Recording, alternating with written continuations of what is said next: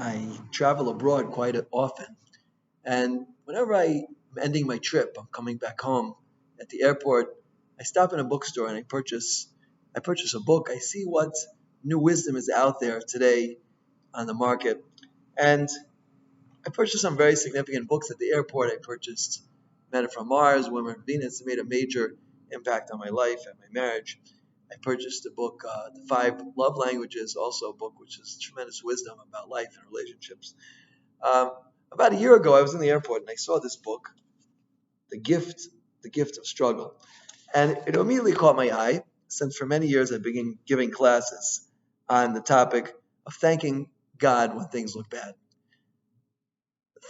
Bad things happen in life, and quite often, as Murphy said, something can go wrong, it will. And the point of my class is to show that things don't actually go wrong, that everything that happens to us can be used either for positive or negative. It can be used to and make us depressed, or it can be used to help us grow and to make us happy. And in this book, The Gift of Struggle, so the author, whose name is Bobby Herrera, he is the CEO of Populous Group. He speaks about an incredible idea, which is that struggle is a gift. He had a very difficult life. He grew up in very poor circumstances and had to work very, very hard to get out of poverty. But he writes that when he was 18, he joined the army, and he was 3 weeks in boot camp, polishing his boots and his flashlight, and he began to reevaluate all the difficulties that he had in life.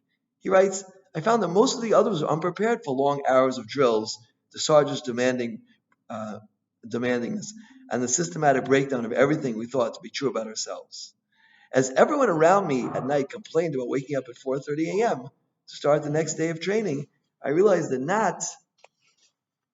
not different from the life that I had lived at home. I had already endured years of labor in the fields, rising before dawn. I had already encountered blatant racism. I was already accustomed to living without material comforts or much free time. That night it occurred to me that what I had already experienced was as tough as what I would face the next few months. For the first time, having struggled early in life was turning out to be an advantage. It felt like a gift not to worry whether I would make it through basic training. I never questioned whether I could handle the grueling physicality and mental strain demanded from new recruits. I simply needed to draw on the persistence, strength, and resilience I already had. What beautiful words that Bobby writes, right? We go through so many struggles in life, whether it be financially, whether it be physically, with our health, with our domestic tranquility, with our children, with our job, whatever it might be. We go through so many different difficulties in life. And often we look at them as punishment, we look at them as hurdles that we have to overcome. But how often do we make that twist, make that switch, and look at it as a gift? And look at that everything that happens to us, without exception, even the things that look worst, are actually the best. In the words of the Kabbalah, in the words of the Zohar says in Hebrew, according to the amount of darkness is the amount of light. And I always use the example.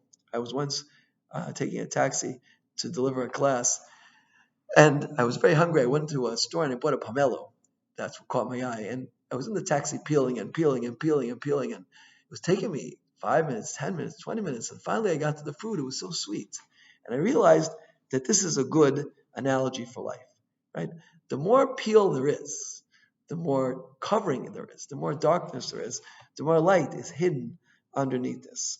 If you look at struggle as a gift, if you look at it as an opportunity to grow and to open up new doors and new endeavors, so your life will be very, very different.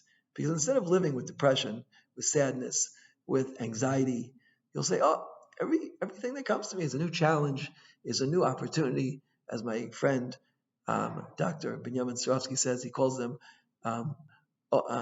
OFGs, opportunity for growth. Right? If you look at them as opportunities for growth and challenges, and take it on as a what's it called, not as a game, but as a strategic maneuver. I'm looking for, as the book, the Masil Shisham writes, he says that a general in the army is always looking for that war that he can show his true prowess, or a lover is always looking for that situation we could save his true love, right? So too, a person in life looks for opportunities to show themselves before God that no matter what situations they're put in, they are ready for it and ready to grow for it, and understanding that this is the way a person is supposed to be. So in the next classes, I'd like to bring out from this wonderful book, The Gift of Struggle, which I recommend so much to read, that the many things that I learned from Bobby Herrera, and we know that in the Ethics of the Fathers, in the Talmud, in the Mishnah, says, "Who is a wise person who learns from everybody?" I saw a beautiful explanation yesterday of this, that if you learn from everybody, that shows your knowledge is pure. You're not looking to learn in order to get something. You're looking to learn in order to become a wiser and better person, right? And therefore, you're even willing to suffer the embarrassment of learning from someone who knows less than you. You're not embarrassed to question and to learn. And this is something I really, Bobby was really willing to learn from everybody, and we should all follow this. We should all grow and be willing to learn from every single person we meet. And if we do that, we'll be happier and more fulfilled people.